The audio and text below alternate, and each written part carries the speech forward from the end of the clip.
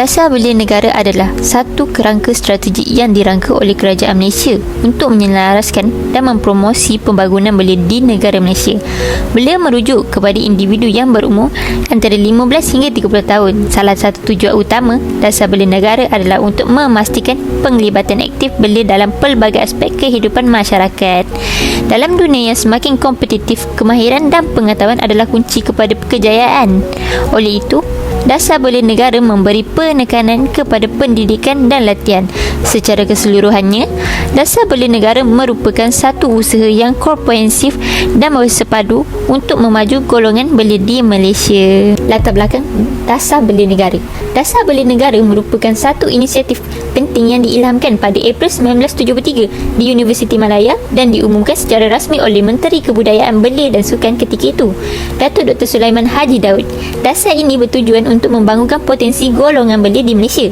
Dasar Belia Negara telah dikaji semula pada tahun 1997 dan dinamakan semula sebagai Dasar Pembangunan Belia Negara. Kajian semula ini sangat penting untuk apa? Untuk memastikan dasar yang ada relevan dengan keperluan dan cabaran semasa.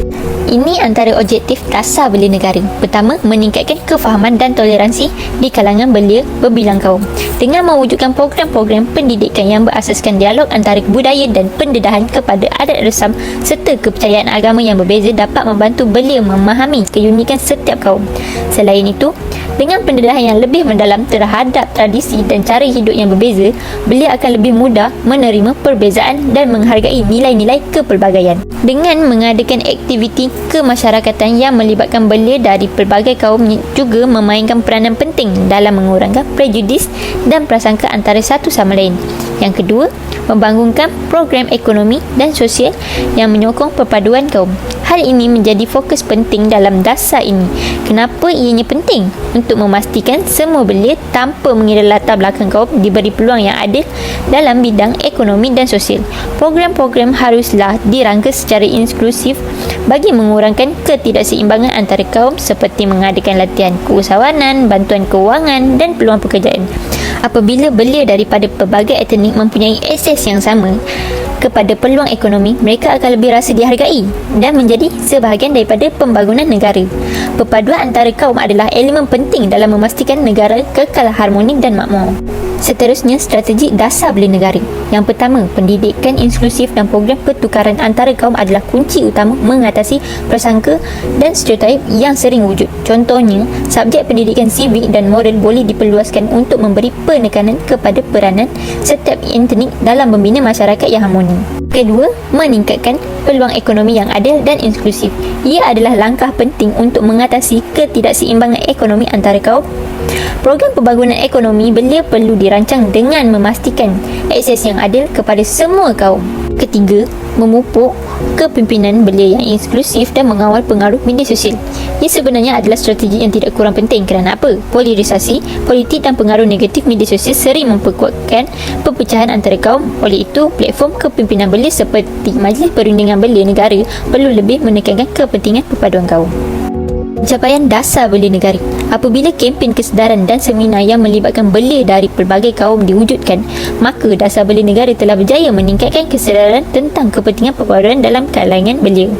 Pencapaian lain adalah dalam bidang ekonomi, di mana Dasar Belia Negara telah mencipta peluang yang adil dan inklusif bagi semua belia. Dengan wujudnya keadilan antara kaum, ia dapat membantu mengurangkan ketidakseimbangan ekonomi antara kaum sekaligus memperkukuhkan perpaduan. Sebelum adanya pencapaian, mesti ada cabaran dan halangan. Ini antara halangan-halangan Dasar Belia Negara. Yang pertama, prasangka dan stereotip kaum yang telah lama wujud dalam masyarakat Malaysia. Yang kedua, ketidakseimbangan ekonomi antara kaum. Masih ingat DEB, Dasar Ekonomi Baru, yang diperkenalkan selepas peristiwa 13 Mei 1969 yang bertujuan mengurangkan ketidakseimbangan ekonomi antara kaum, terutamanya bagi meningkatkan kedudukan ekonomi orang Melayu. Hal ini menjadi kesan jangka panjang dan juga membawa kepada rasa tidak puas hati dalam kalangan kaum lain. Sebagai contoh, dalam sektor pendidikan dan pekerjaan. Yang ketiga, pengaruh media sosial. Memang benar ia mudah untuk mendapatkan maklumat dan mudah untuk berkomunikasi. Akan tetapi, ia juga mudah menjadi ruang di mana isu-isu perkauman pantas tersebar.